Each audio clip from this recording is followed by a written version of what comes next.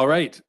Good evening, everyone. I'd like to call this meeting of City Council, regular meeting of City Council for Monday, January the 9th to order. Welcome, everyone, both here in Council Chamber as well as following us on YouTube this evening. We have a fairly heavy agenda tonight, Council, as you will have seen in reviewing all of the reports inside the agenda items. So we will try and be as crisp as we can this evening. We are holding this meeting on the homelands of the Ktunaxa peoples, and very happy to be doing so. So first up, I would like to recognize an addition of late items. We have two items identified here in the agenda, Maurice. Beyond those two, do we have anything else?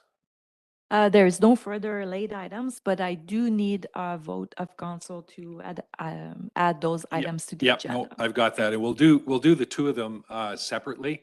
The first is correspondence related to the public hearing tonight, or the zoning application on the public hearing, which we will address with item 1.1 under bylaws.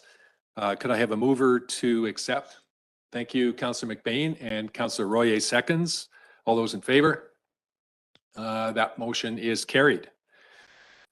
Next up, we have an email concerning bylaw 2727, which has to do with 522 Forest Crown Drive. Could I have a vote to receive, please? Councillor McBain again, and Councillor Royer seconds. All those in favor?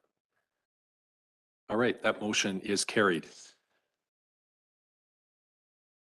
With those additions, could I have a mover to adopt the agenda, please? Councillor Cairns, thank you. And Councillor Dunneback seconds. All those in favor? That motion is carried. Next up, we have adoption of the minutes of the regular meeting held on December the 12th. Mover, please. Councillor Royer moves and Councillor McBain seconds. All those in favor? That motion is carried. And that takes care of the formalities as we move into tonight's agenda. First up, we have a public hearing with regard to bylaw 2723. And kind of in keeping with the requirements of public hearings, I have a statement that I need to read prior to our planning manager going over the essence of what we are trying to achieve. So we will be hearing submissions by telephone. If anyone is listening via YouTube stream that would like to share their comments on these bylaws, you can call into 1-800-741-7180. And when prompted, enter the meeting number, which is 2773-285-1048. When asked for a password, simply enter the pound or the hashtag symbol. Once you're connected, you'll be able to hear the meeting, but will be muted on hold until it's your turn to speak. And if you're listening to the live stream while on the phone, please make sure to mute or turn down the volume on the live stream to avoid causing any audio feedback.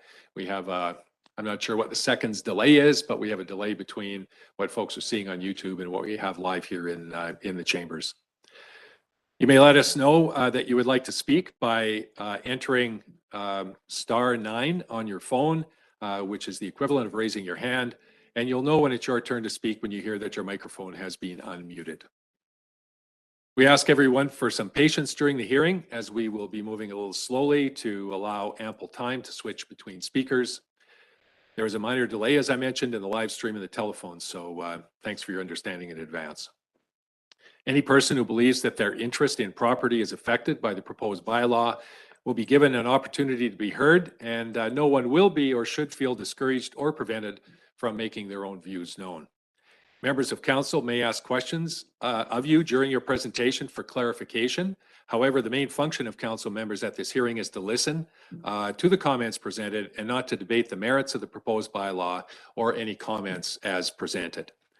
You'll be given 5 minutes for your presentation, and I'll call for presentation 3 times before the close of the hearing. Once the public hearing is closed, members of council cannot take any further input regarding the proposed amending bylaw. And we, in fact, will be dealing with this particular bylaw, the third reading later in tonight's agenda. So thanks for the cooperation and the patience on this. Without further ado, I would like to call on our planning manager to begin with a brief overview of the bylaw. Yes, thank you, Mr. Mayor. So just to clarify for everyone listening and listening on the phone or on YouTube and in the room there with you, this public hearing is actually for two bylaws, for bylaw number 2723 and 2724. Bylaw 2723 is proposed amendment number 4 to the City of Kimberley official community plan bylaw, and bylaw number 2724 is amendment number 159. Proposed to the Kimberley zoning bylaw 1850. The proposed bylaws 2723 and 2724 will apply to the property at 520 Wallinger Avenue, which until its recent sale was the site of the Anglican Church and food bank facility. As mentioned, bylaw 2723, amendment number 4 to the official community plan, proposes to reclassify the OCP land use designation of this property from institutional to commercial. And bylaw 2724, which is amendment 159 to the zoning bylaw, will rezone the property from public institutional to commercial C1 zone. And the proposed OCP and zoning amendments are intended to accommodate renovation of the existing buildings for commercial uses. The proponent has indicated that they would like to redevelop the property to realize a cafe and bakery in the existing building. And that's it for my summary, Mr. Mayor. So thanks very much, Troy. Before we begin receiving your microphone.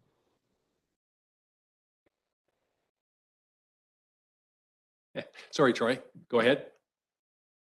I just was saying that your microphone was off, sorry. Okay, cool, thank you. So before we go ahead, we'll acknowledge receipt of written submissions. We had 3 that we brought in as part of that motion a little bit earlier on late correspondence. Do we have any other submissions, Maurice? Troy, can you help me on this? Was there any submissions attached to the report? No other submissions. Okay, so we have a total of 3 written submissions that had come in. That's correct. All copies of the submissions have, in fact, been provided to council. So those that wish to speak will be given 5 minutes for your presentation, and I will call 3 times before closing the hearing. And this is the first call. Anybody who would like to speak on these bylaws? Anybody in the gallery? Okay. Anybody online wish to speak? Forgive me. Yeah, this is Steve Park. Is this the proper time to speak? It is. Go ahead, Steve. Start with your name and address, please. Yeah, we're at 380 Leadenhall, 2 properties down from the said 520 Wallinger on Leadenhall. I guess our biggest concern is traffic and parking, and ultimately with St. Mary's being turned into a pedestrian type bridge. I'm just concerned that with the traffic, the flume right in front of our house, children, parking, traffic. I want to know what the city's going to do about that. And specifically, what bugs me or what I want talked about is how the city or pardon me, the Department of Highways specifically gets an opportunity to say, show us a pedestrian plan, yet the City of Kimberley didn't. Specifically, neighbors in the very near vicinity. So I'm most interested in a traffic plan and a parking plan for what's going on at 520. Thank you. The noise from the truck. So one person at a time, please. So was that yeah. was that basically it then? Yes, we have a couple of other concerns, but it begets the other concerns, Mr. Mayor. Specifically, if I was to continue, I would be wondering about the bakery, then are we involving fans? Are we, what, I would like to know what some of the, how commercial zoning changes so that there's a noise, particularly, if at all, I don't know, ovens, fans, baking utensils, I'm unaware. I just want to get a clear picture of the plans that the owner has. Okay, That's all. excellent. Thank you. Thank you for those comments. This is just a reminder that this evening we are hearing what the concerns of those with an interest in the property are. We're not here to either do a Q&A or answer the questions, simply to hear. We can deal with comments when we move into the part of the agenda where we're going to deal with this. Fair enough. Just enlighten me as to when them times are. Thank you. Okay, awesome. I don't know the. Yeah, thanks for the comments. Is there anybody else who would like to speak on this? Yeah, my name is Chris Lowry. Do you hear me? Yep, go ahead, Chris. Yeah, I live directly across from the Anglican Church here. And yeah, parking and traffic is my major concern. There is a few other concerns, such as it being a heritage building and a possibility of construction of possibly removing the old church and rebuilding. I am concerned if that takes place, because that is quite an annoyance for however long that may take, up to 2 or 3 years, I'd be guessing. Yeah, and it is an invasion of privacy from what they're about to open up there, and the noise pollution that will come with that as well.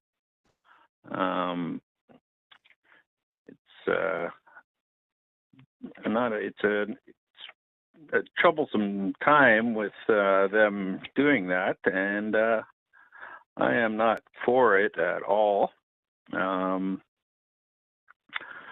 just hoping something good can come of this, because all I see is bad.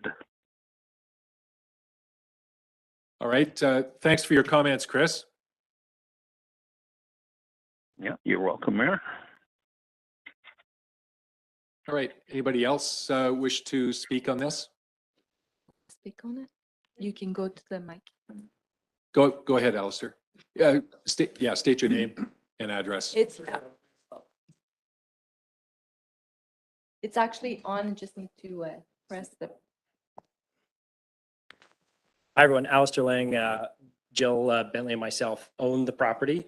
To address some of the concerns of traffic, in the first phase, certainly, there will be almost no traffic change to the property, as the bakery currently exists behind our store. And all that will be changing is the people will, instead of be working behind Syntax, will be working in what was the community hall of the church. As we get to the cafe part, I understand that parking is a major concern. It's a limit and challenge of the community. There's only so much we can do about that. The one concern that we can address is the noise and volume. Ovens, if you've ever used your home oven, make next to no noise. Our ovens are just bigger. They also make next to no noise. The ventilation fans that would be put in will be very similar to the ones above your oven. It'll be that noise level, similar to a vacuum. They won't be running all day. I think if our doors are closed, the neighbors wouldn't even be able to tell that anything is going on inside the building. So that should put you at ease on that front. And in regards to the building being torn down, that is the exact opposite of our plan. One of the submittants, I believe it was Jessica, cited an example of Euclid of redoing an existing beautiful building. And that is our intention, is to take this beautiful building, honor its heritage, and just make it something new again. And make it a shining example for the community, and something when you drive into town that you're interestedly curious about it and you want to park and stop if maybe you already weren't stopping in Kimberley, you're just passing through. We want to be a value added to this community, and all the things that Jill and I are doing are trying to do that, not only in employment, but improving the town. We're young entrepreneurs, and we sincerely have the best for this community.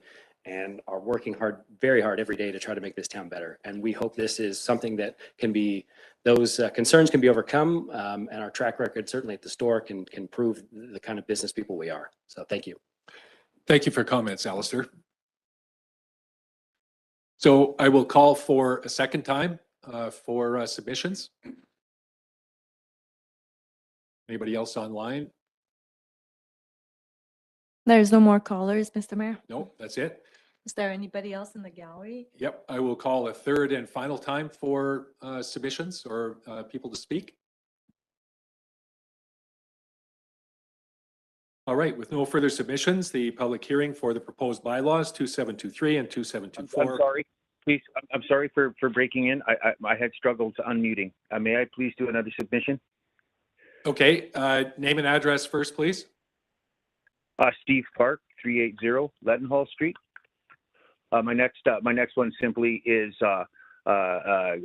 community infrastructure, specifically sewers and electrical or gas. Is there going to be any interruptions, and are they sized large enough, specifically going down Leadenhall and into Beale? There's a lot of upgrades to properties, and at the headwaters, metaphorically or actually, being at the church, is the existing sewer piping and whatnot sized appropriately? Okay, thanks for that, Steve. So with no further submissions, the public hearing is now declared closed. Thanks, folks. Appreciate your feedback, and stay tuned. We'll be dealing with this later in the meeting.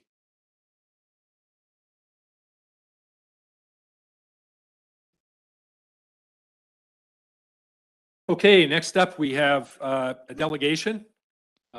Nathan, are you in chambers or online? Hello, good evening. I'm online, yeah. Hey, Nathan. Nathan is from Spectrum Resource Group and is going to provide us with a presentation on the invasive plant management program. So Nathan, if you could take about 10 minutes to go through your presentation, and then we'll have time for questions and answers afterwards. For sure. Take it away. I don't have my screen shared. It might be up. I don't know if the PowerPoint's going to go up or. I'm just in the middle of putting it on my screen so that Okay. it's going to be on. So yeah, I'll just jump right into this. So my name is Nathan O'Reilly. I'm a department coordinator and project manager with Spectrum Resource Group. We're a vegetation management company based out of Prince George. We specialize in a lot of different things, but mostly invasive plants. We've been working with the city of Kimberley and managing invasive plants since 2019. And this is just kind of a summary of what we've been doing over the last few years. So next slide, please.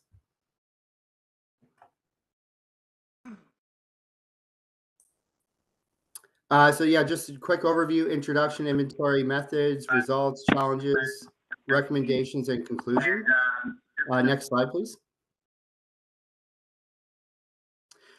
Here's an example of one of the main invasive plants in the city of Kimberley. This is called blueweed. This is one of the main invaders throughout the city. As you can see, it's a very nice looking plant, but it produces about 3,000 seeds per plant. And this can be found all over the region and pretty much all four corners of the city. Next slide, please. So invasive plants, by definition, are plant species that are not native to BC, whose introduction and spread has the potential to pose undesirable or detrimental impacts on people, animals, or ecosystems, commonly referred to as alien, non-native, exotic, or introduced plant species. Characteristics are they produce many seeds spread easily and effectively, quickly establish and spread on open ground, and they lack natural predators and diseases to keep them under control in their native locations. On a side note as well, they can actually harm animals and livestock. So if livestock ingest these plants, it can actually cause quite a host of serious problems. Next slide, please. There's a few different control methods that we use. A few of them are prevention, just by straight out not purchasing these plants in stores, not digging up plants in the forest and bringing them home. Mechanical, that includes hand pulling, digging, deadheading, and foraging. cultural competition, replanting areas of disturbance before invasive plants can move in. Chemical application, this is the use of herbicide. And biological, this is using aphids and different kind of insects to specifically target certain invasive species. Next slide, please. So inventory methods, here's a close-up shot of spotted knapweed. This is another very common plant that's found all throughout the city. So summary of our methods.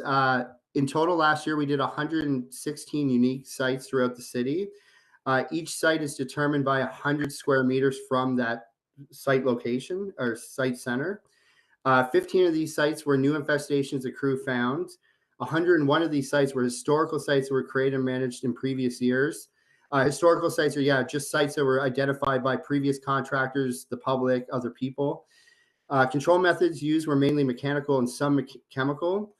Mechanical treatments consisted of deadheading, cutting, and removing developed seed heads. The herbicides used during chemical treatments throughout the city last year were VP 480 glyphosate and Clearview active ingredient aminopyrrolid. Sorry. A priority class system was used where high priority invasive plants are targeted first. So that'd be blueweed and spotted knapweed. And then we go down the list of medium and low priority where we just kind of focus on an inventory and not actually controlling the species. Next slide, please.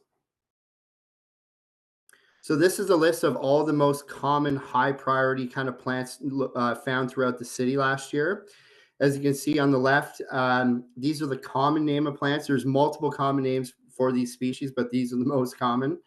The Latin genus name of all the species, as well as the EKIS, the East Kootenay Invasive Species Council region ranking, and then the BC Weed Control Act status. So the sub-region ranking is based on looking at the whole region of the East Kootenays and dividing them up into little smaller areas. And based on what was found historically in those areas, each species has a different level of control. So some might be annual control, meaning that we should probably treat them every year. Some are established, meaning that they're already there. They're already kind of out of control. There's not much we can really do. Prevention, meaning they haven't come into the area yet, but we can work on ways to limit them taking hold. And then containment, meaning they're already pretty prevalent throughout the area. So we need to find ways to stop them from getting out of the containment area. Next slide, please. So this is a close-up photo of a mountain bluet. It's a very pretty plant, but as you can see, all the little seed heads on here, as once the plant matures and starts, the wind picks up or weather events, all the seeds can disperse. And I think each plant has up to 1,000 seeds. So one plant can lead to multiple plants surrounding it. But we'll go into the inventory results. So next slide, please. So this is a summary of all the IP species infestations and the total areas of infestation we found in the city of Kimberley in 2022 compared to 2021. As you can see, all said and done, there's about 400 hectares of invasive plants found all throughout the city. It hasn't really changed much in the last 2 years, but that's quite a significant area of invasive plants located everywhere. A hectare is roughly the size of a baseball field. So that's 100 by 100 meters squared. So as you can see, 400 baseball fields worth of plants were found last year alone. Next slide, please. So a summary of our results. So a total of 104 hectares of IP species, including all classes, were inventoried in 2022. Of this total, 62 hectares consisted of priority invasive plant species that required treatment. And in 2021, only 49 hectares of priority invasive species that were required treatment. So in the last 2 years, it's gone up almost 12 hectares of additional plants we found that required treatment. Next slide, please. The results, blueweed. So blueweed is the most prominent and concerning invasive plant in the city. In 2021, 107 sites with blueweed were inventoried and managed with a total area of 14.75 hectares were found. In 2022, it was very similar. The crew visited 3 less blue weed sites in 2022, but the areas of infestations were almost 7.5 hectares larger than what was recorded in 2021. This is mainly our crew going out and finding new infestations, going farther down roads, looking behind alleys, walking paths, along rivers. We started really branching out from what we did in 2021, and we started finding more and more, really. A lot of these sites too were required mechanical treatment where we couldn't use herbicide, so which was extremely time consuming because basically all seed heads would have to be cut, bagged, and removed off site instead of applying a herbicide, which could be done in a short amount of time. Next slide, please. This is an area photo taken in the Forest Crown area. As you can see, these are fully mature blueweed plants and is completely taking control of the entire subdivision. It's about 2 to 3 meters wide throughout the whole area, and each one of these plants produces up to 2,800 seeds.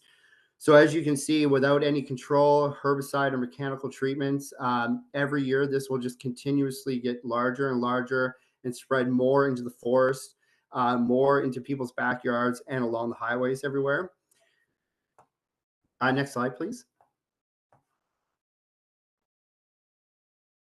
This is a close-up shot of a spotted knapweed. So some of the biggest plants that we deal with are spotted knapweed, scentless chamomile, and Dalmatian toadflax. As you can see across the board, we probably inventory between 5 and 1 hectares of these plants. They can be found in small patches, continuous growth along road edges, walking paths, people's backyards. Sometimes we manage them when we can, whether on public land, but if they're on private land, we just basically inventory and walk away from them. Next slide, please. And other species include Canada thistle, common tansy, Horiolisum, hound's tongue, mountain bluet, and baby's breath. These are all kind of extremely high priority plants throughout the province. Luckily, some of these are established, some of these are under control in the city of Kimberley, but other species we're keeping a close eye on, like hound's tongue and mountain bluet, seem to be kind of growing and getting larger every year. And then plants like baby's breath, which we have not observed yet, and we hope to keep it that way in the coming years. Next slide, please. This is a close-up of Dalmatian toadflax. You can see the snapdragon flowers on it. It's a very pretty plant. Kind of grows in individual clusters, mostly in disturbed soils along the roadway. It's found everywhere throughout the city, and we're actively managing it when we find it. Next slide, please. So herbicide use. So the most significant challenge in the last 2 years has been backlash from the public regarding herbicide use. This resulted in the crew having to mechanically treat some of the largest infestations throughout the city. Mechanical treatment is extremely time consuming and less effective than chemical treatment. Mechanical treatments mainly consist of deadheading, which helps prevent the spread of mature seeds, but does not eliminate the plants that are present.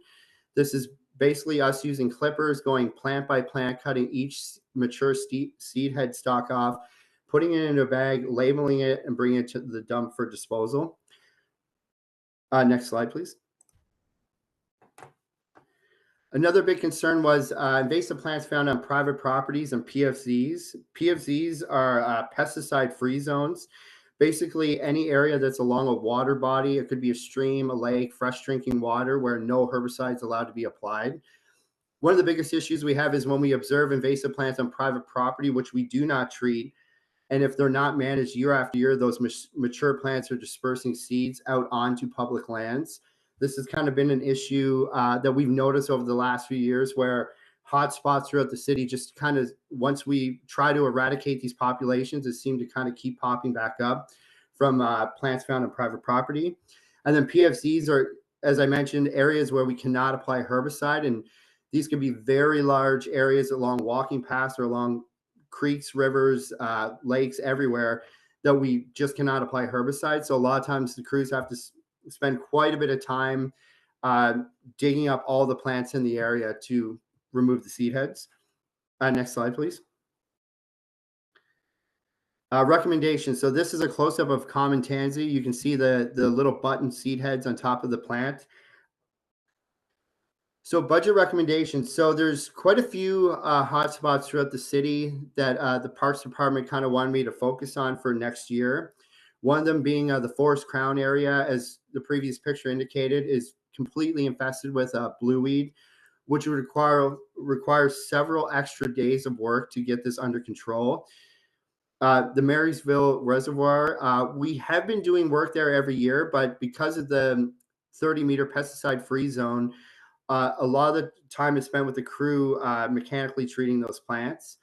And then sites 72, 73, and 108. My apologies, I don't have a map, but most of these sites are located around 300th Street and Ogilvie Way. There's quite a few sites up there where, due to public concern with herbicide use, we switched to a mechanical treatment method.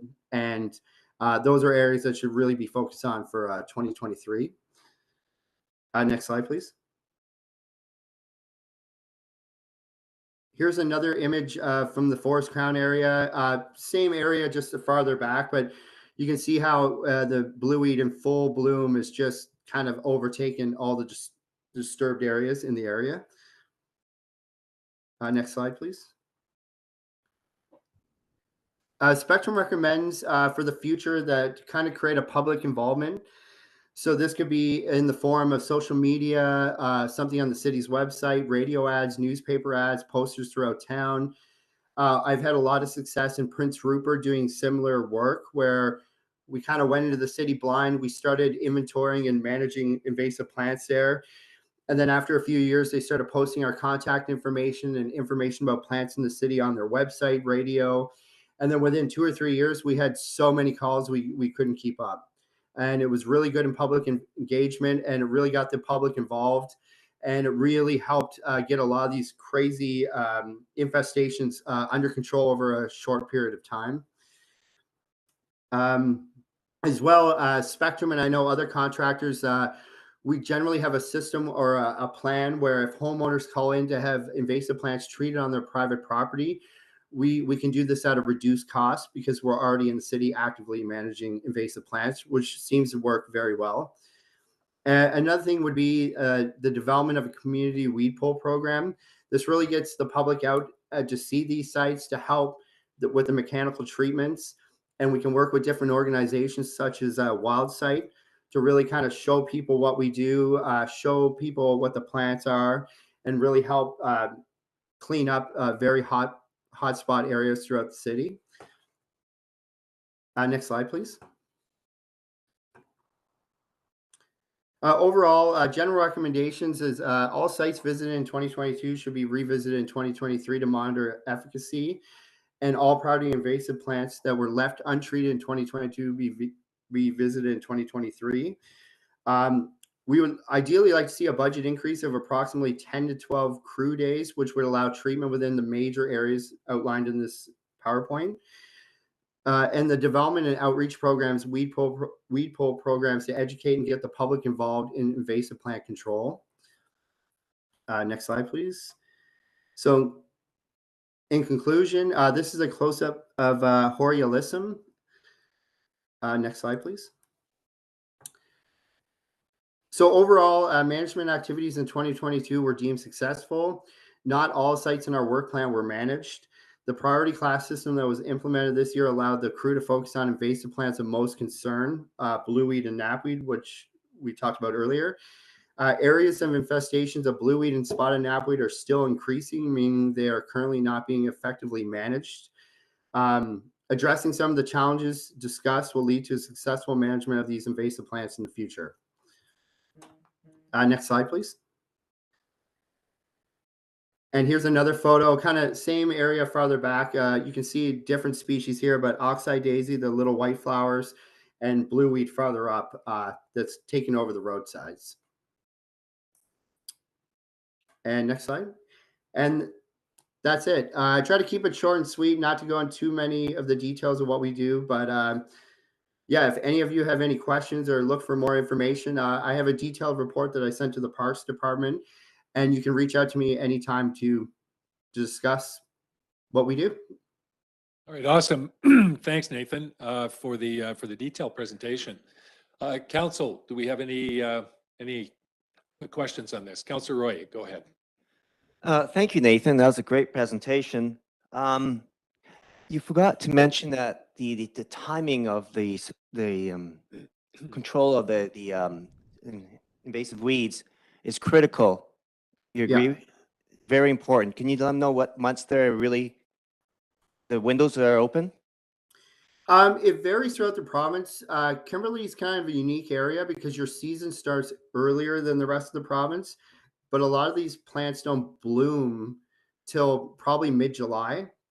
And it can kind of change every year. Like sometimes it could be late June, sometimes it could be late July, but that's kind of the magic of trying to figure out, like, especially a blue weed, you don't want to treat it too early because you don't have to return to the site. If you treat it too late, the seeds have already gone to bloom or they're dispersing. So generally we try to ramp up our operations by early to mid-July. That seems to be the best time. Perfect. And it changes by species as well. And I just want to, oh, sorry. Okay, go ahead. And just to mention, so I did a little more research. That horrible knapweed, I can't stand it. It produces 140,000 seeds per plant. Yeah. So they have no problems getting around anywhere, and they latch onto you like glue. Yeah. Thanks for that, Councillor. Councillors Roberts and McGuire, do either of you have comment? Go ahead, Woody. Yes. Yeah, I just was curious whether there are any communities within that you work with that don't use pesticides that have successful programs. Pretty much, chemical treatment is required to keep these species under control. Yeah, you were kind of breaking up on that, Woody. Nathan, did you get the question? No, I didn't catch that. Sorry. Give it another try, Woody. If he doesn't use his video, it might help with the bandwidth. Yeah, give it a shot without the video. Okay, here we go again. Can you hear me now? A little bit, yeah. Okay, well, I'm just curious whether you have any examples of successful communities that don't use the chemical treatment and are just using more of the physical means, or if chemical treatment is pretty much required to keep these species under control. So in my 10 years of doing this, I mostly focus up north and from Prince Rupert to Prince George. And the city of Smithers actually passed a bylaw with no herbicide use within the city limits. And I can tell you in the last 3 or 4 years since they did that, their populations have completely gotten out of control. The annual budget that they allow us to work with, we can barely put a dent in the work compared to herbicide use. And yeah, really Smithers is the only community I can think of that doesn't use herbicide, but they've kind of taken a few steps backwards actually, because some of their invasive plant populations have completely gotten out of control. Councillor McBain. Thanks. It sounds to me like I think would be a practical, well, somewhat of a solution would be, I think if we had a little bit more dialogue on the type of herbicide and just more detail in that regard for the public beyond just this I think it might be a little bit more beneficial. Yeah, I mean, I think there's no denying the challenges of mechanical the mechanical treatment, and there's just sometimes you kind of have to bite the bullet and accept that the chemical method might be, at least in short bursts, the only way to go. But yeah, just a commentary. Thank you for that. Last Mr. comment. Mayor, if I may, Mr. Mayor? Okay, go ahead, Sandra. Yeah. Sue, Oh, thank you. last comment. Nathan, I was noting that you responded to complaints from the public by just not using the herbicides. Is that your standard, that if people complain that you pull away? Because if I'm not mistaken, the pesticides that we are able to use or that are permissible have an interesting degree of success. And I think when we weigh the degree of success for moving our invasive species versus doing absolutely nothing and losing our natural species, there may be a really good case for some of the more acceptable types of herbicides. And so I just wondered your take on that. Why do you just generally not use it if someone complains? I think the big thing is last year when we started going farther and farther throughout the city and finding plants, instead of kind of creating more resentment with the public, we just kind of stepped away and kind of did as they wished. And then we focused the herbicide on other areas in the city. But back to my point, I think the city and Spectrum really needs to kind of create a public outreach program, because we had very similar issues when we first started working in Prince Rupert. And then after we had an ad campaign and we started engaging with the public and what the herbicide does, and they can see the results of it, there was a massive change throughout the city, and almost everybody wants herbicide use now. So I think something we realized last year is we just really need to engage with the public more and kind of be more ready to deal with public concerns, and maybe actually start posting information on websites, social media, just to get people aware, so they're not kind of walking their dog down the street and suddenly see a bunch of herbicide signs. So yeah, I think public engagement's really just, that'll be a key driver for 2023. You know, in fairness, I think everybody's looking for safety for everybody concerned, right? So I think that we need to be able to present the information in a way that proves that to be true. Okay. And I think there's a lot of misinformation with some of the herbicides we use. I completely understand the risk and the worries about it, but when it's done safely and it's done in a proper way, there's excellent results. And I think people just need to kind of see that. And yeah. Thank you, Nathan. Thanks, Nathan. Last comment to Councillor Cairns. About the relationship with the Kootenay Invasive Species Society and the council, I guess it is. And yeah, the community engagement piece is key. And I think there's a lot of different approaches that could be, actually digging into that, because the biological controls as well. And then some of the, use of grazing species, that we have a lot of different situations that we could potentially look at different approaches, and people, as we get people more involved, and then they start to do the work on their private property as well, which I think they're required to do that. It's the bigger picture relationship. I know East Kootenay Invasive Species Council is doing amazing work in this community. And so I really, I think that really digging into that community involvement piece and coming up with solutions together, I'd be really interested in digging into this further. Yeah. Mm-hmm. All right. Thanks so much, Nathan, for the presentation. More to come. As you mentioned, the detailed report has gone into the appropriate staff, and we look forward to the follow-up. Thank you. For sure. Thanks. Okay, next up, under bylaws for first, second, and third readings, we have the OCP Amendment Bylaw 2723, which is the zoning amendment bylaw for 520 Wallinger. And the motion on the floor is that council approve third reading of bylaw 2723. And we'll deal with 2724 separately. Mover, please. Councillor McBain, thank you. Councillor Royer seconds. Discussion. Troy. Any further comments on this? Yes, thank you, Mr. Mayor. Yeah, so staff are recommending that council proceed with third reading of the OCP bylaw. I think we did receive some good feedback, both for and against, through the public hearing process. A couple of submissions tonight with some concerns pointed out, another one in writing. And then also had a couple of submissions in writing to council here from the public hearing that were in support. I think the comments raised were all good and valid. And I think that a lot of those kind of questions and concerns that were raised, I think, are the kinds of things that we'll certainly sort out through the progression of review on this proposal.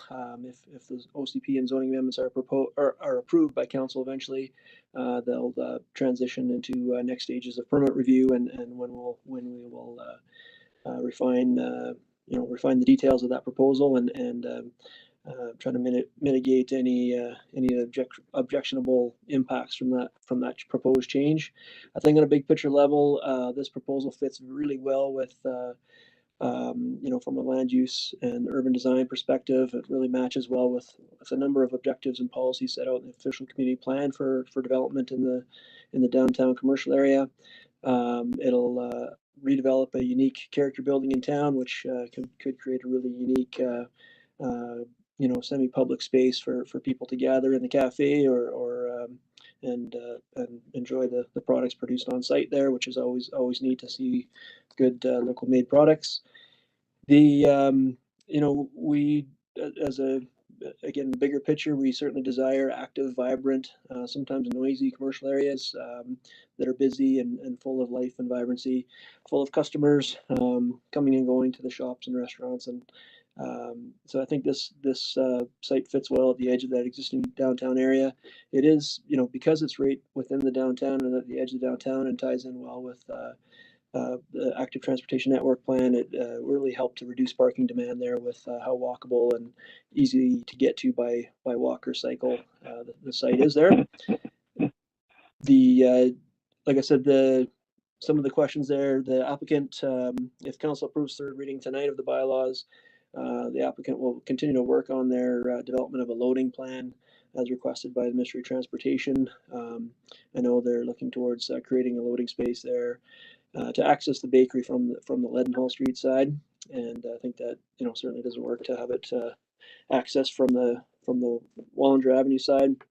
There was a question raised about the existing utilities and whether upgrades are required. Given the age and condition of the water and sewer services there, that it might be time for replacement or upgrade of those water and sewer service connections, and then the water mains, sewer mains in the area. Certainly have capacity to accommodate the change of use there. I do know that there's plan for electrical upgrade being looked at there, but all of those things, if there is upgrades required, can all be done with very minimal disruption to the neighborhood there.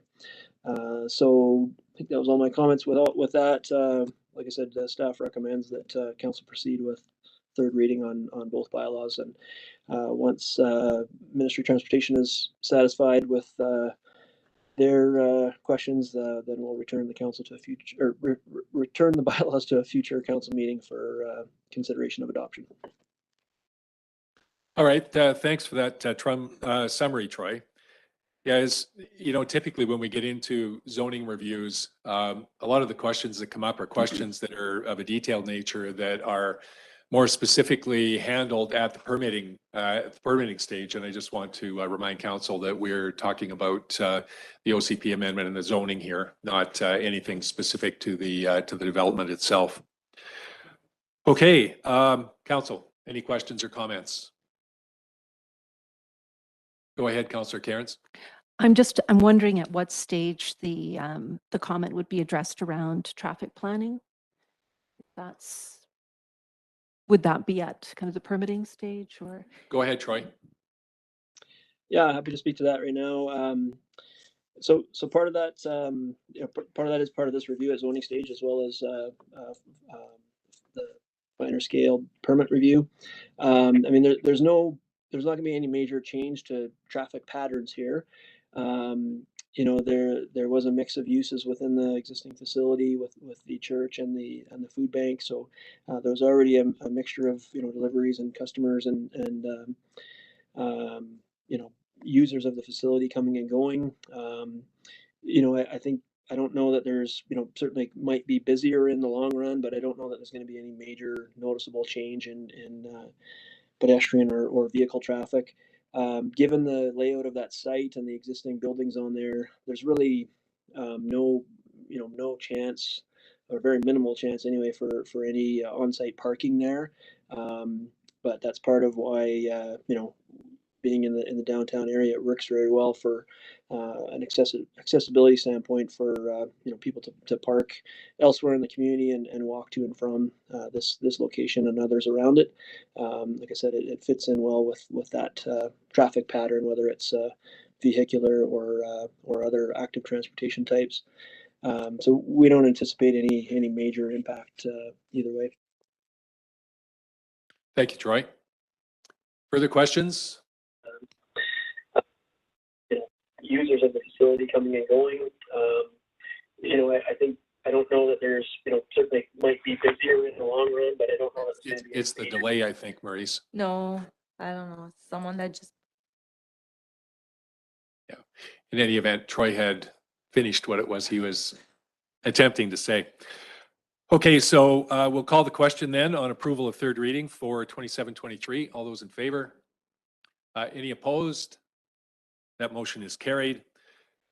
And secondly, the council approved third reading of bylaw 2724. Mover, please.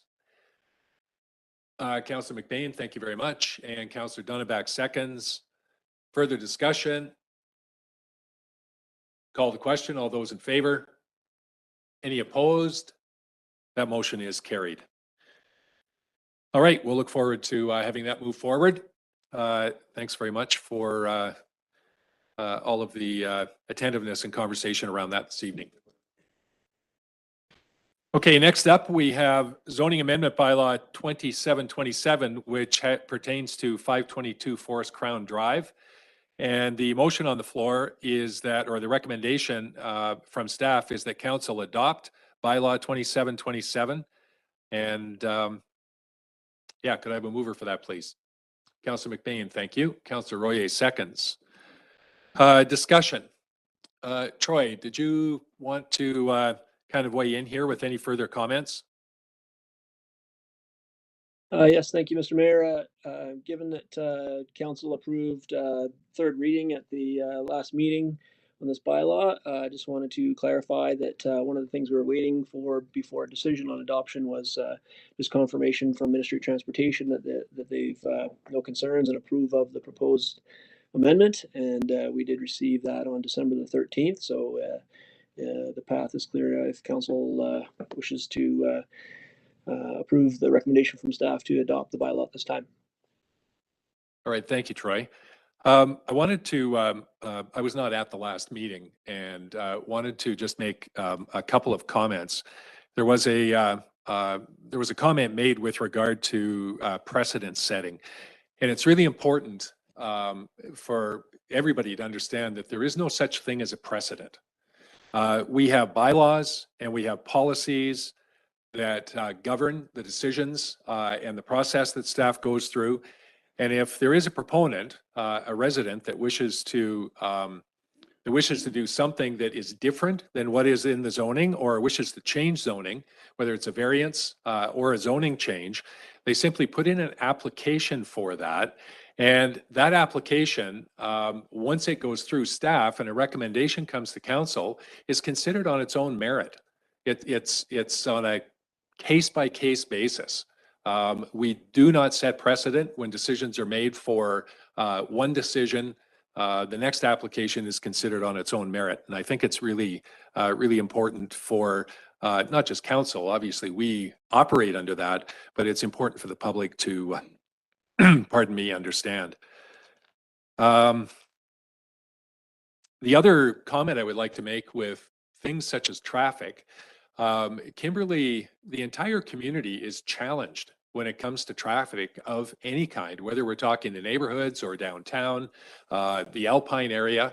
We've got limited space, and it's a 100-year-old community, and much of the community was not designed with traffic in mind when it was put in place. So traffic is always one of the things that comes up as an issue. And I think it's important that to understand that when staff go through and make the analysis of whether there is a material impact or not, and recommend going ahead, if in fact experience is different, and if in fact there is a material impact, then we'll deal with that issue at the time. It's not something we can predict. It's not something that we can anticipate, but we can respond if in fact things are different from what we anticipate them to be. Any further comments on this particular bylaw? Woody, are you good? Sandra? I am on the fence with this one. I was in the very beginning when it came up, and I'm on the fence about it. I know we have worked long and hard on our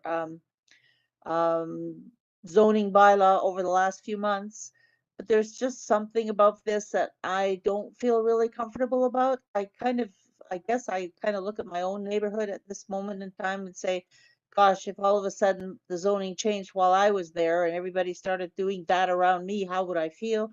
Well, I would feel a little bit done to. And so I'm not particularly on side with it. I've really been on the fence with it ever since it came on. That said, I think I'll probably vote against it tonight. Okay, thank you, Councillor. Councillor McBain? So I understand what Councillor Roberts is saying, but quite frankly, that's a NIMBY response. And, you know, I think what we're trying to do here with the community as a whole is try to create opportunities. I mean, we all recognize around the table there's a housing crunch in town. I mean, I don't think anybody in this room probably would disagree with that. So, you know, the staff has worked really hard to try to create solutions that can, you know, maybe not solve the problem overnight, but maybe alleviate some of the problem. And this is just one step in doing that. As the mayor said, we treat everything, you know, everything that comes to us, we treat it individually. I get it. I mean, there's things that, you know, if you've lived in a neighborhood for a long time and things are a certain way for a while and then there's change, people are always resistant to change. I understand that. But at the same time, we're trying to do what's best for the entire community.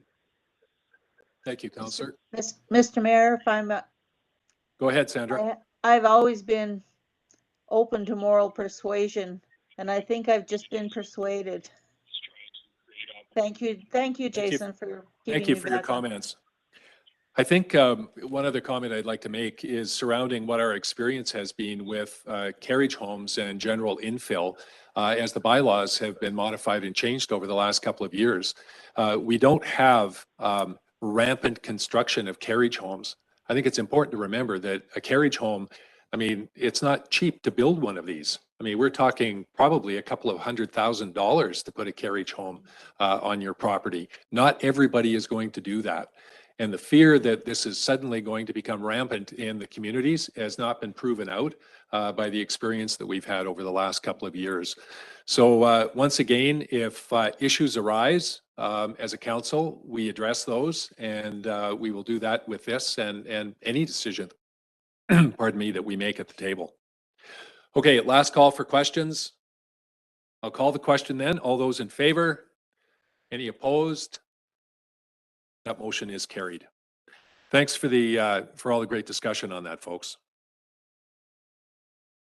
Okay, next up, we have the 5-year financial plan bylaw amendment for consideration of adoption. And the motion on the floor is that council adopt bylaw 2731, which is the 2022 to 2026 5-year financial plan. Mover, please. Councillor Woody, thank you very much. Councillor McBain seconds. Discussion. Jim, would you like to make comments? Yeah, just briefly, Mr. Mayor. So this bylaw was brought before council at the December 12th meeting where it received first 3 readings.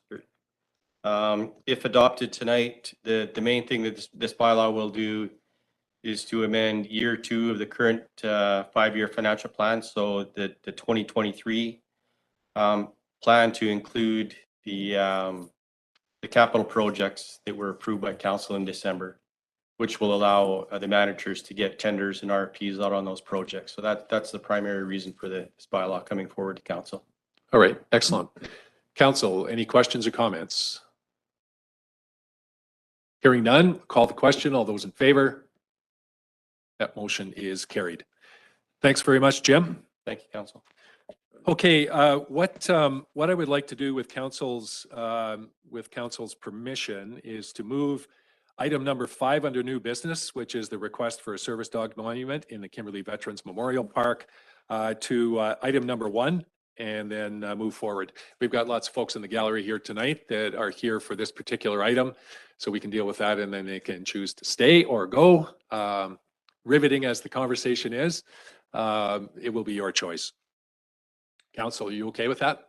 Yes. Any opposed? Yep. Okay, excellent. I don't need a motion for that, do I, Maurice? Nope. Okay.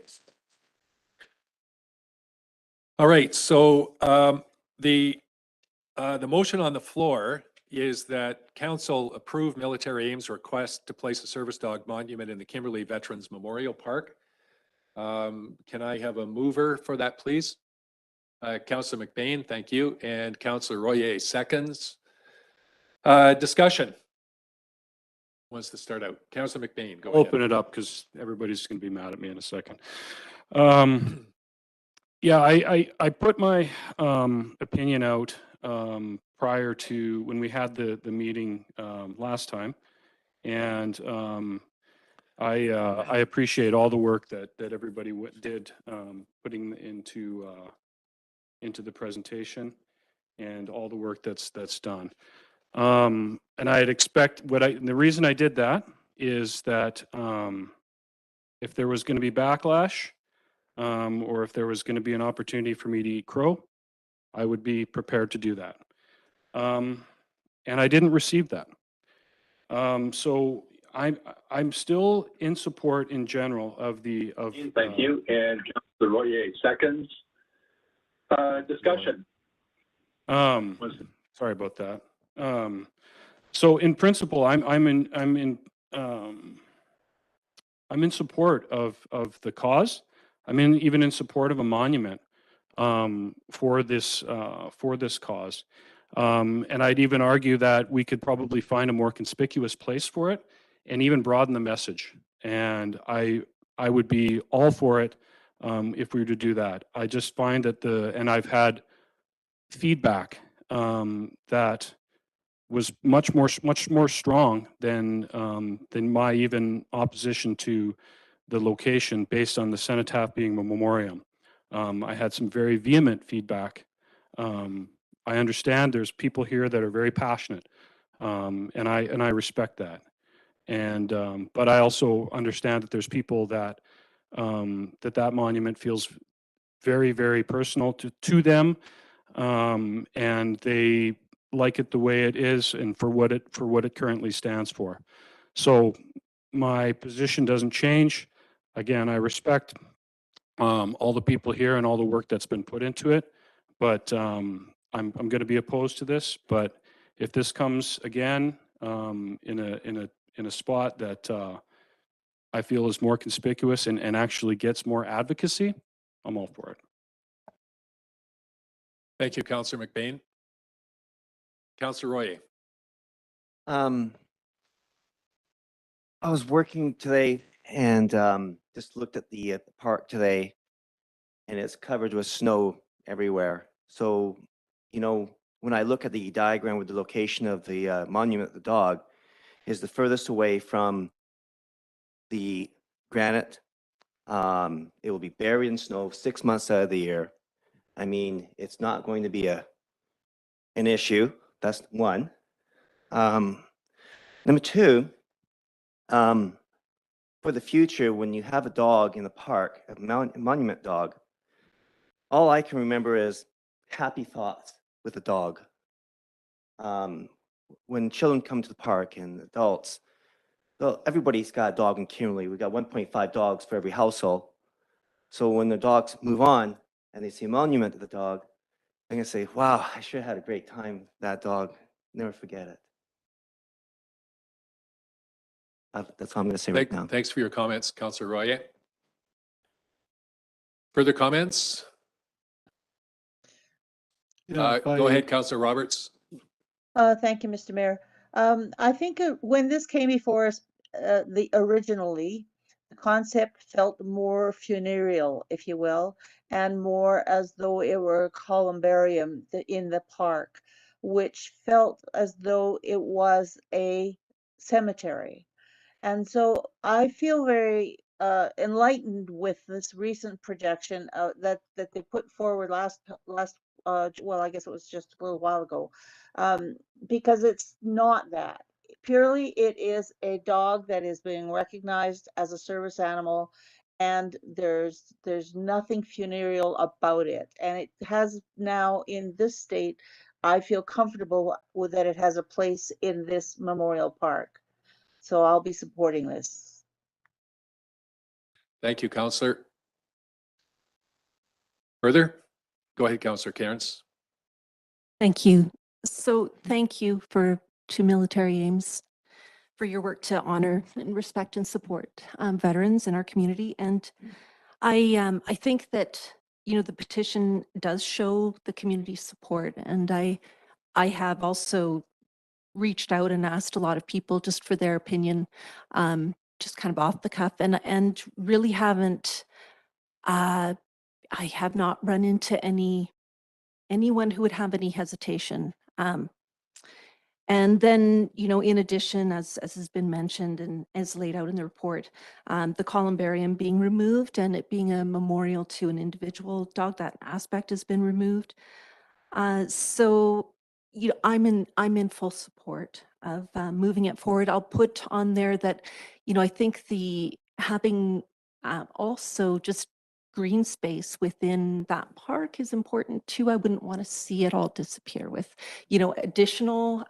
So I think that's something to honor, as well, is the ability to move around in there and for people to be able to use that park. And if there was some additional information for people about, you know, about that's interpretive, that's educational for people, and on how they can respectfully use the park, I would like to see that. And I do think that you know, some green space for cooling and for enjoyment within the central part of our community is really important.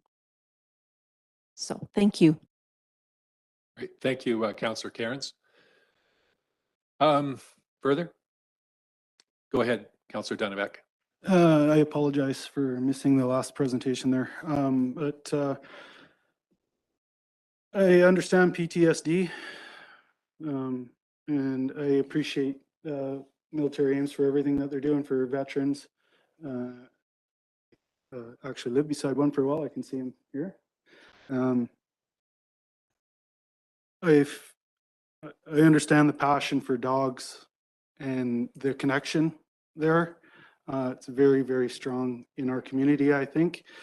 But I feel that this spot is meant to honor the men and women that have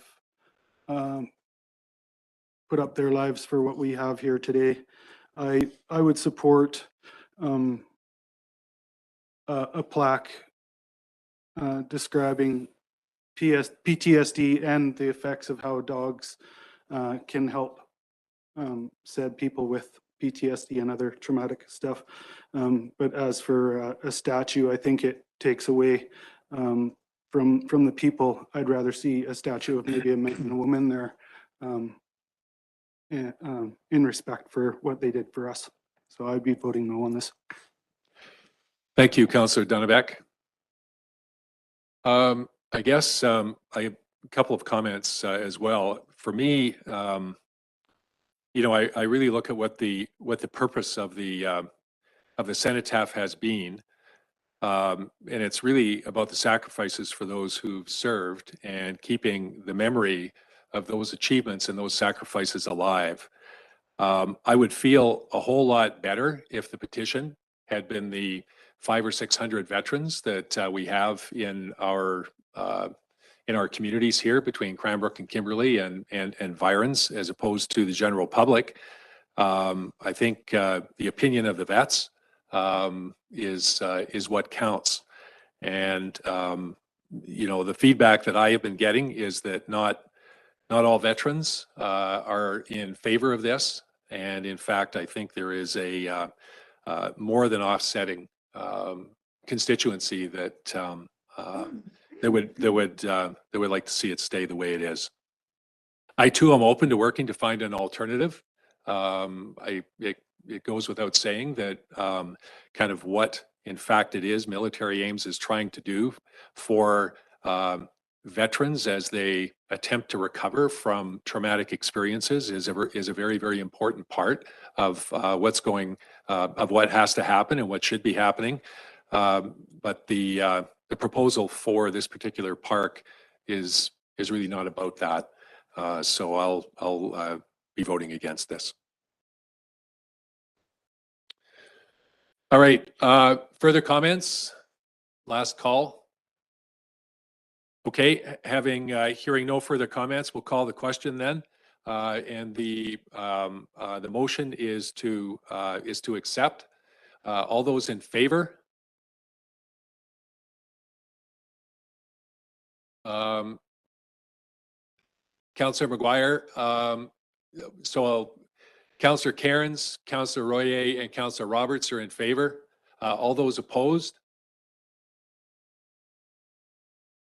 Councillor McGuire, Dunneback, McBain, and McCormick are opposed. So that motion is defeated.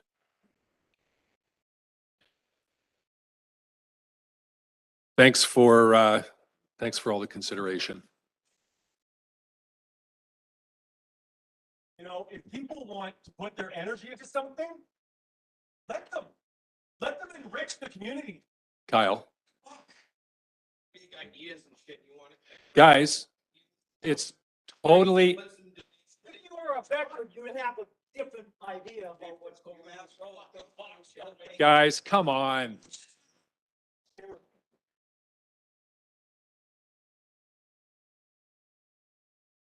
Not over. It's not over. Hang on. I'm here to learn something about this. Why didn't you come and talk to veterans? Why didn't you come talk to us? Cindy, Seriously, answer me that. the conversation for this evening is over. That's really convenient. No.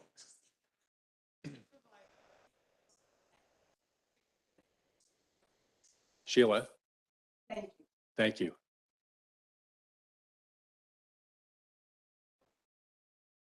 I'm going to close the door, please. Steve, just close the door.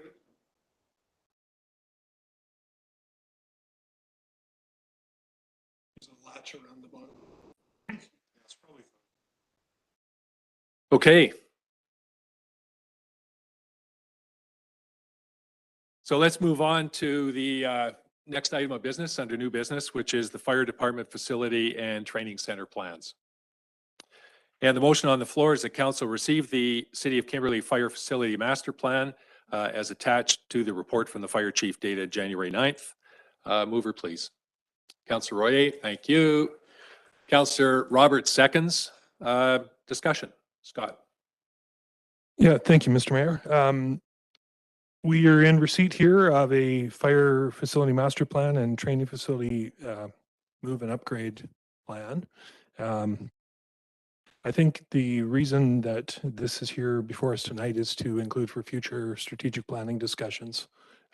Obviously, most of what's contained within this plan is not in the 5-year plan or in the near horizon. But Chief Prasad thought it was important to get this in front of you as soon as possible. There's a fair amount of reading there, so I can try to answer any questions arising from the report. But I would propose that it's basically received and then deferred to strategic planning sessions. If I may, Scott, the intent was that we are coordinating presentation from the consultant, but they wanted to make sure that you had read the report in advance of the presentation. So that's why putting it on the agenda was to include it in the record. Okay, thanks, Maurice. Any comments, council? I guess I have, I'm not sure if it's a question or a comment. So clearly we have a certain state within the fire department of short-term, mid-term, long-term issues and opportunities, and I really didn't see that laid out in here. In other words, what are the things in the really short term that we need to be considering from a budgetary point of view to either amend or fix or kind of keep things going versus, you know, the longer term? I know when we got the facilities report on the recreation facilities, for example, that's how that report was laid out. They said, you got to do these things right now, but this other stuff can, be part of a broader plan. I think the difference between this report and the building conditions assessment is there isn't a lot of raw materials to work with as far as the buildings go. The fire hall in City Hall, we know we have to order custom trucks, which are lower, probably, $250,000 more per truck to fit them in the hall that we have. The Marysville Hall, where we have the ladder truck, that's not the ideal place to have the ladder truck.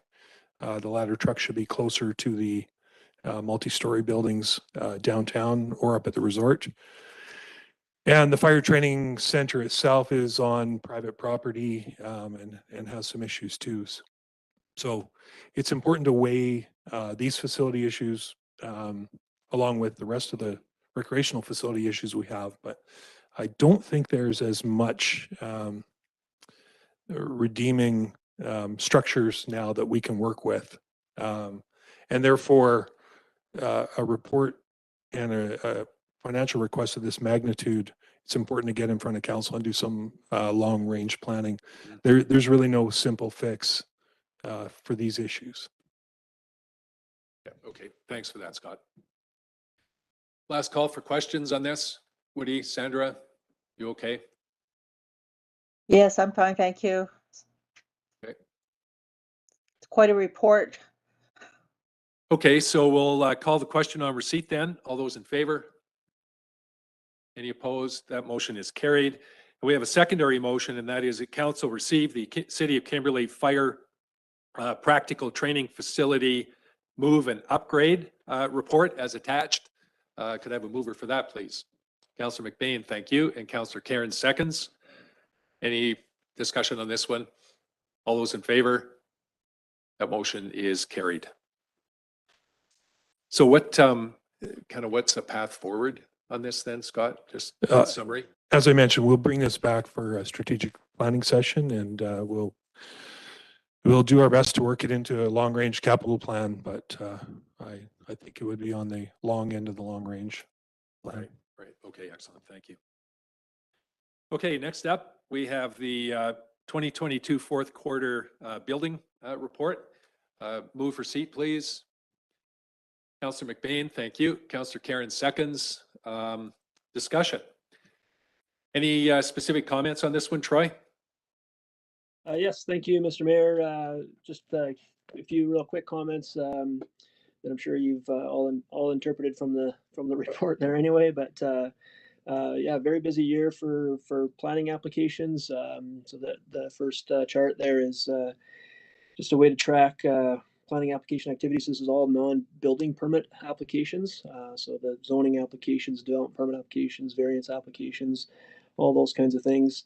So busiest year on record, or certainly at least in my time here.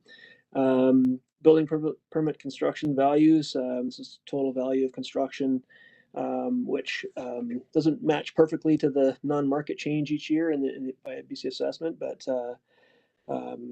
certainly what contributes to that non-market change each year. So we topped out at 35.4 million, which is our highest construction value since 2007. And new dwelling units, another pretty decent year for new dwelling units. And we've been averaging 70 units per year over the last 4 years. So, four good years in a row for sure. But as we've discussed many times, we need to keep going with that. We need many more units in town yet, and of course a variety of units, big and small, and all types as well, and dispersed throughout the community. I'll leave it at that unless there's any other questions or comments. No, a couple of comments. It's good to see the multi-unit buildings starting to have an impact over this last 3 or 4 years. The numbers aren't large yet because I think most of them are duplexes, or a triplex.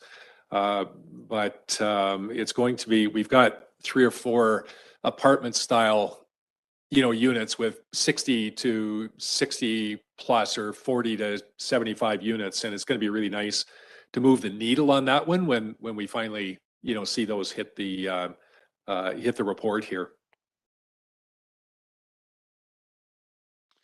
Comments, council? Nope. Last comment for me then, and I just want to reinforce what Troy said about the non-market change. This $34 million, as it will hit assessments and taxes over the next couple or 3 years. I think it probably takes as many as 3 years before all of this is going to see its way back onto the tax roll. But this is absolutely critical for us to be able to do things without having to go back to the taxpayers for more money.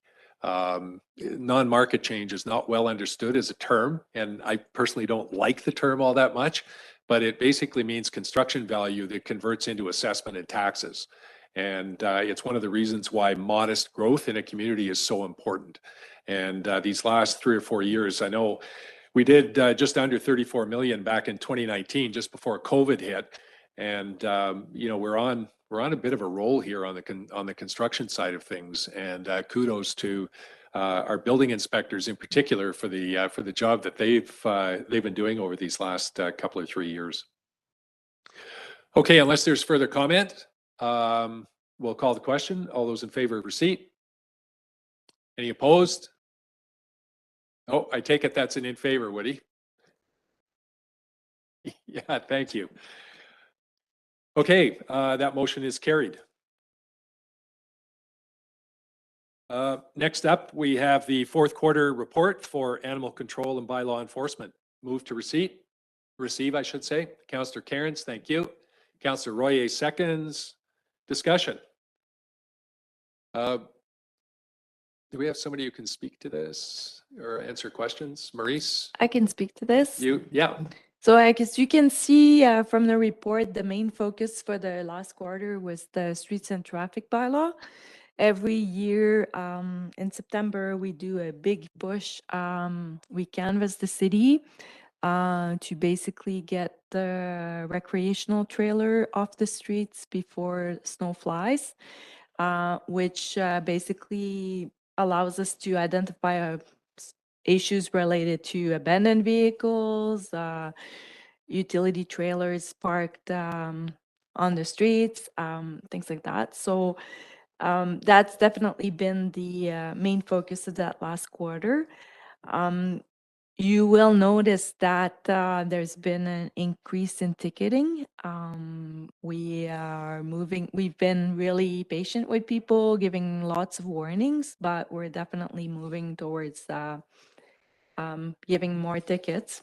So I get some complaints about the bylaw enforcement officer that he's issuing a lot of tickets and he's no longer giving warnings, and that's directions from higher up. So that's basically the report. The other areas are more like business, like as usual. Right. Okay, excellent.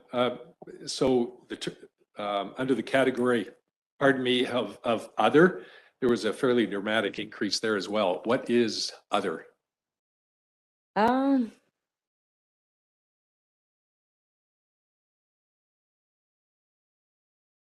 I'm not actually sure on that one. Trying to recall what Sean told me. Yeah, it's a bit of obviously a catch-all category, but the increase was rather dramatic. There must be something in there. It's definitely, if that's okay, I will ask him and maybe follow up in an email. Yeah, cool. Yep. Just awesome. To make sure, because definitely it's a catch-all category. I don't think there's like major issue. I think all the major files that we've been dealing with, they're all included in the other categories. So. All right, excellent. Thanks for the great report, Sean and Maurice, co-authored. Further comments, council, or questions? Hearing none, call the question on receipt. All those in favor? Any opposed? That motion is carried. Next up, we have the 2023 Project Events Community Grants voting process and timeline. And the motion on the floor is the council receive the community grants voting process and timeline report for information. And further, the council complete the grants voting spreadsheet by Monday, January the 16th, and return to the manager of community development and communications for final adjudication. Mover, please. Councillor Royer. Seconded. Councillor Cairns. Thank you. Pam.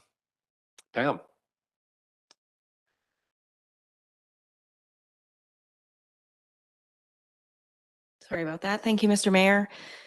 We've added this to tonight's agenda, most particularly for the 4 new councillors, to introduce them to the community grants policy and the voting process and the timeline for giving away the project and event grants.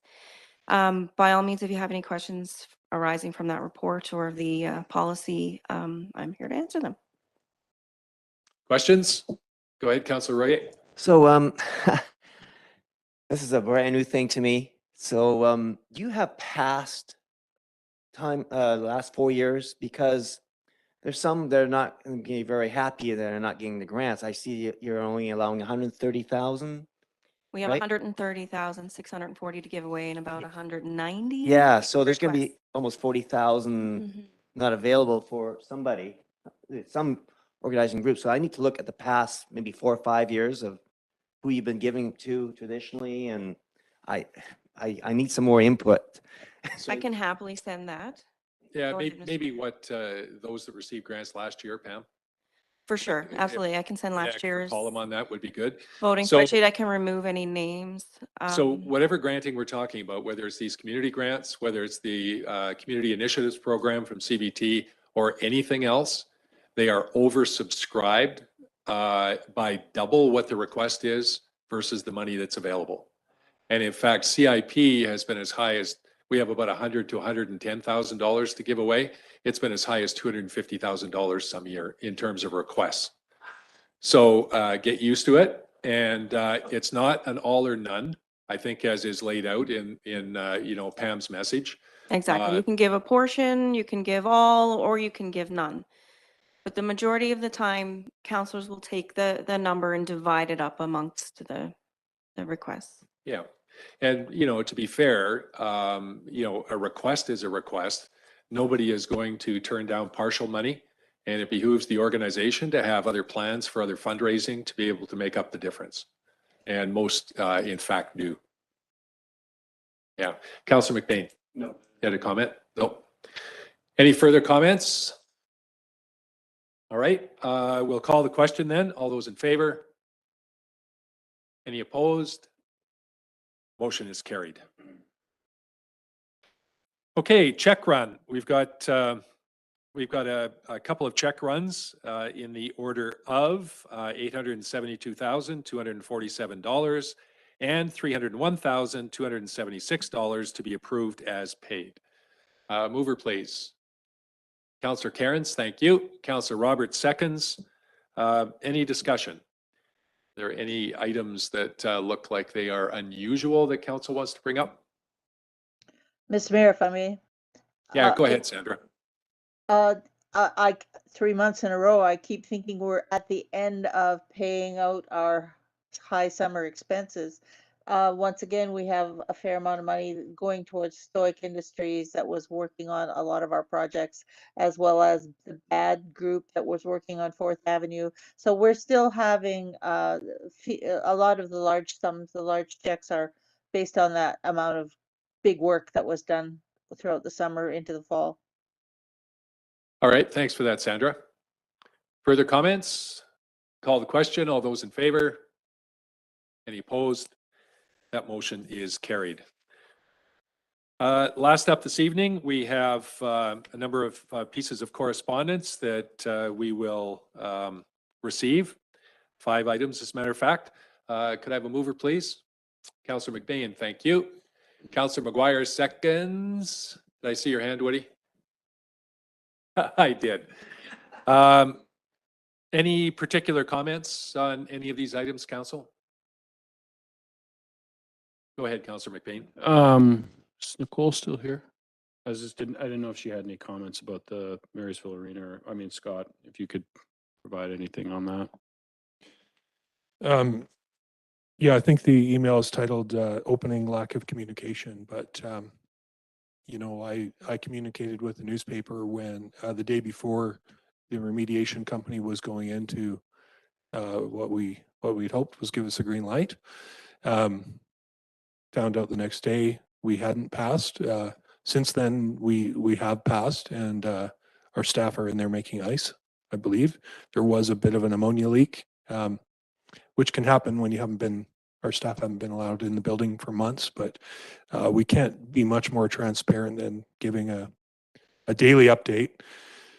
I think the residents were frustrated because they read about it in the bulletin, or as they put it, in social media, but the bulletin is our newspaper and is our media, and the fact they have a social media page can make things complicated. But once we know it'll be open, because it takes a little more time to put the ice in when it's as warm as it has been, we will know the exact day and hour that it will be open, and we will get that news out to the public hopefully very soon.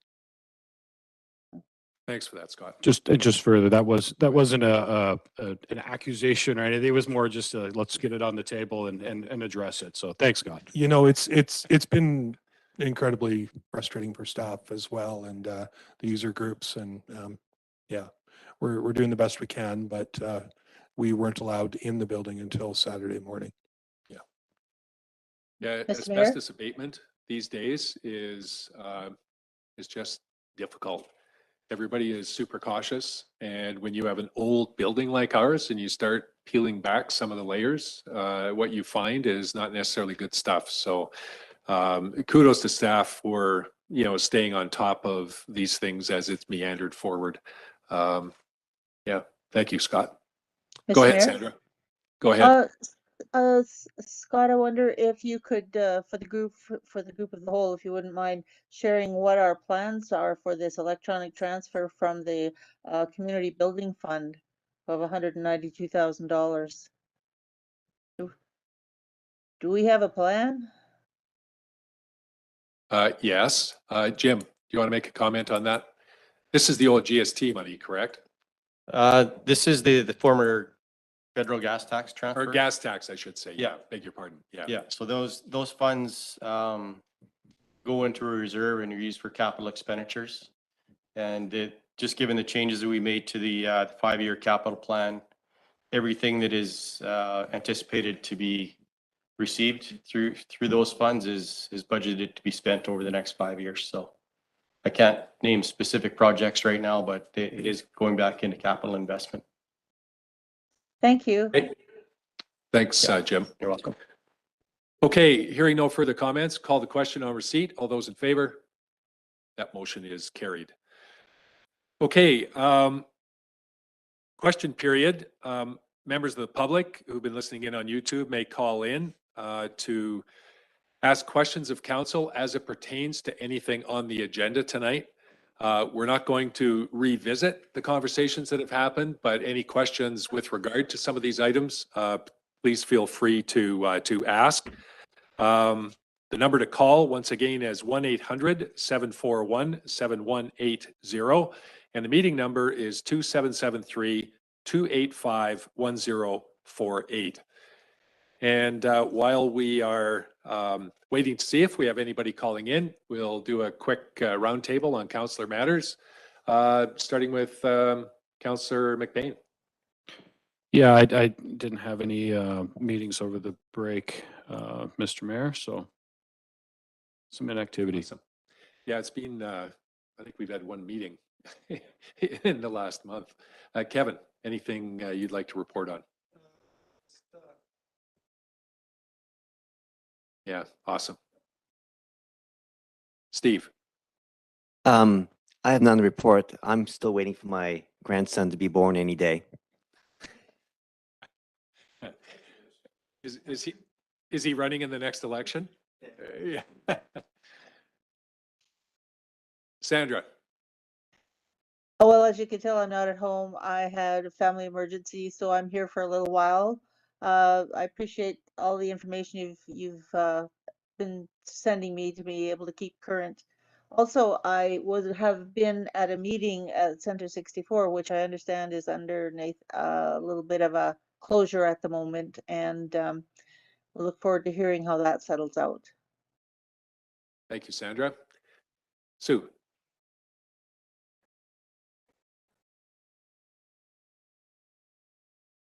Microphone? Been familiarizing myself with watershed, so the Mark and Matthew Creek Water Quality Annual Reports and the Integrated Watershed Management Plan and the permit conditions that the city operates under. And I'm meeting actually Bob Gray tomorrow. He's in town, and so we'll get a bit of an update on where he's at on pursuing the funding for the proposal to really map how fire would move through the watershed and how to design fuel breaks, protect our community and our water. And I think I'm just going to leave it at that. All right, awesome. Okay. Thank you. Thanks. Woody? Yeah, nothing major to report. How did your trip go? It's good. We're in India and we're at our first hotel here. So it was a long travel. We just kind of landed here. So Yeah, no kidding. Hey, listen, thank you so much for dialing in on this, man.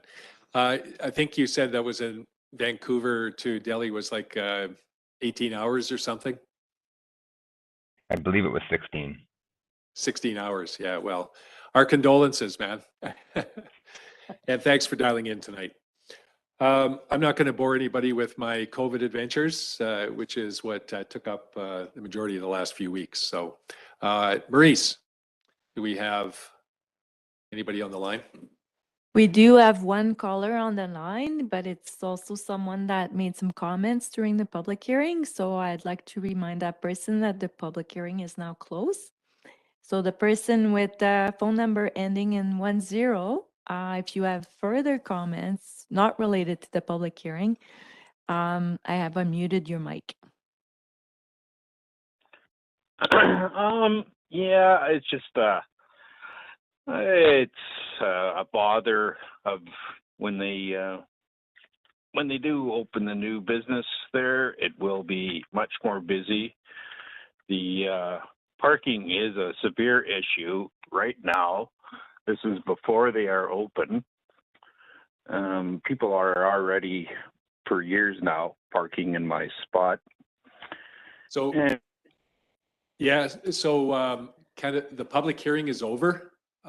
We cannot take any further information or comments on that at this time. Was there anything else that you wanted to either ask about or comment on? Is it Steve or Chris? No, this is Chris. Chris, yeah, sorry, Chris. Yeah, was there anything else that you wanted to ask about or comment on? Well, I've been dealing with the Centex for 30 years now, and they've been they have a tractor and their hoist there, their forklift, and they're sometimes going at 4:30 or 5 in the morning. And I can see if once this bakery opens, there will be people arriving at 3 or 4 in the morning to do their baking and slamming doors. And so stay tuned as we go through the process, Chris. There's lots more to come. There'll be lots more to come on this one. Thanks for your comments. Okay, we do have an in-camera this evening. Oh, I beg your pardon, Jack. Do you want to come to the mic? That's just on the weed control that you went through. Yeah. And I bought my property up, Yep. 27 acres. It was covered with coal needed holes doing weed spray. Coming in, we brought in there about 40 million bugs. Put them all on the truck, and then had the fire in the slough. Bug population. Brought in some more. No pesticide or herbicide. They pretty well destroyed all the. Oh, wow. They are little black beetle. But they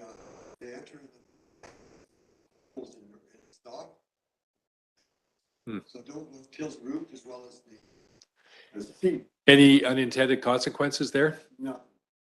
I don't use more of it. I don't think they have one for nap. See on that. This guy here destroyed about 2.5 acres of it. It- And, Yeah, it sounds like, I don't know what kind that has to be. yeah, it says somehow the concept of releasing bugs into the, into the community scares me a little bit. Well, I mean, just, that's all they go after is. Yeah. They didn't question. But I mean, the guy that had there should have that knowledge. Yeah, thanks for that comment, Jack. It's better than all pesticide.